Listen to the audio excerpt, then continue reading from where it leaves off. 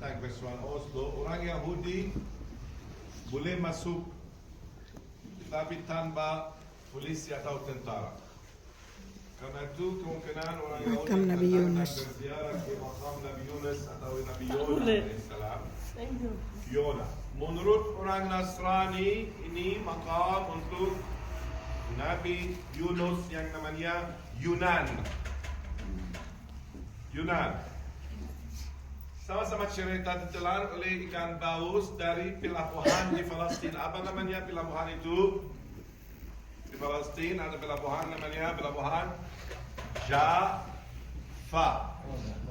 Jaffa. Ada pelabuhan Jaffa dekat kota Tel Aviv. Ada kota Arab Palestina namanya Jaffa.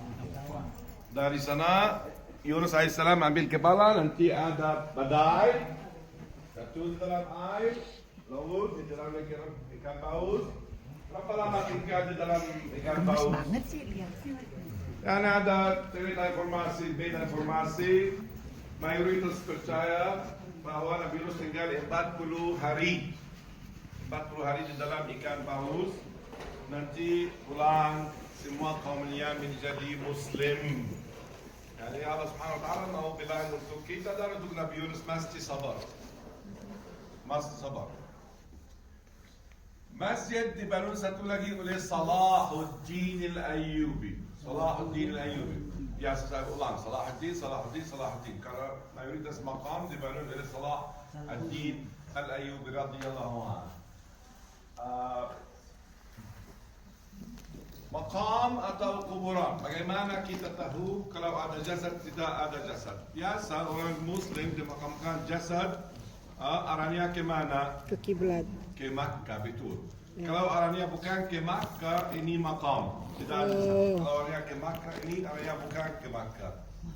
Ini arahnya Areanya kemana? ke mana? Baitul Maqdis. Maqdis. Baitul Maqdis. Karena itu orang Yahudi bilang itu tempat adalah tempat suci untuk orang Yahudi.